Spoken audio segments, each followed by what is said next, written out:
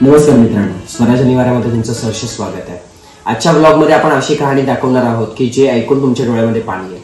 सर्वप्रथम सुरुवातीला जे बघितलं दृश्य आणि ज्या दृश्यामध्ये तुम्ही बघताय ती आहे म्हणजेच आमची ही काजलताई। आज काजलताई मनोरुग्ण जरी अवस्थेमध्ये असेल तरी खूप मायाळू आहे। तर मी सर्वप्रथम तिची ओळख करून देतो की ही काजलताई आहे। गेल्या 2 वर्षापूर्वी मला भोर घाटामध्ये सापडली होती। खरं तर काजलताई मनोरुग्ण होण्याचं कारण म्हणजे प्रेम कहाणी। आता हे प्रेम विश्वास म्हणावा की प्रेम कहाणी म्हणावी की प्रेमामध्ये झालेला त्रास, याच्या नक्की या प्रेमाला तुम्ही काय नाव द्याल हे आपण बघूयात। तर सर्वप्रथम मी तुम्हाला सांगतो की जी काजलताई आहे ही 2 वर्षापूर्वी आपल्याला ज्या घाटामध्ये भेटली, घनदाट जंगलामध्ये अक्षरशः ती एकटीच चालत होती आणि फाटलेले कपडे अंगावरती किंवा तिची जी विद्रूप अवस्था होती ती खरंच डोळ्यातून पटकन पाणी येण्यासारखी होती। तर काजलताईला जेव्हा आणलं गेलं त्याच्यामध्ये खरं तर बघायला गेला तेव्हा तिच्या हातामध्ये एक छोटंसं बोचकं होतं ज्याच्यामध्ये अगदीच 2-3 कपडे तिचे होते आणि ती घरातून लग्नासाठी पळून आली होती, असा हा सगळा प्रकार होता।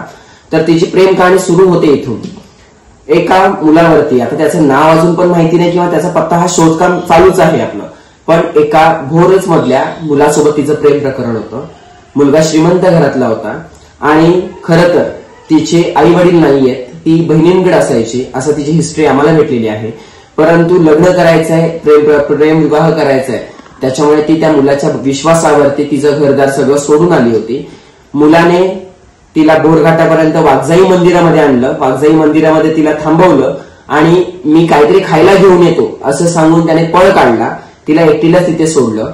ती त्याची वाट बघत जवळजवळ 6 ते 7 महिने त्याच भागामध्ये ती त्याची वाट बघत बसली आणि कालांतराने चुकून त्याच मुलासोबत दुसऱ्या मुलीला तिने बघितलं आणि तिने त्या मानसिक तणावातून स्वतःचं पूर्ण मनोरुग्ण अवस्थेमध्ये ती गेलेली आहे।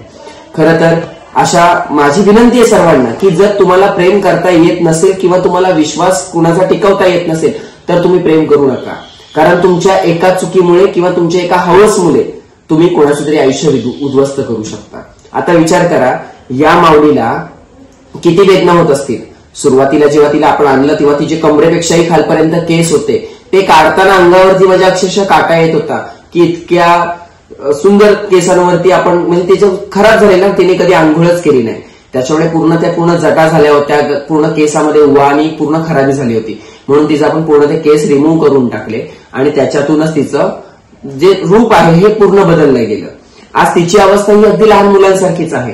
कुठलीही गोष्टीचा हट्ट करणं किंवा माझे प्रत्येक तुम्ही इंस्टाग्राम असेल किंवा इतर सोशल मीडिया माझे चॅनल्स आहेत, तुम्ही त्याच्यावरती जर तिची कंडिशन होती, प्रत्येक व्हिडिओ ती छोट्या छोट्या गोष्टीमध्ये खूप मोठा आनंद समजत असते आणि सगळ्यांची काळजी घेणारी आज काजलताई। खरंच तिच्या जर वेदनांकडे बघितलं तर तुमच्या डोळ्यात पाणी आल्याशिवाय राहणार नाही आणि अक्षरशः तिने इथे आल्यानंतर त्या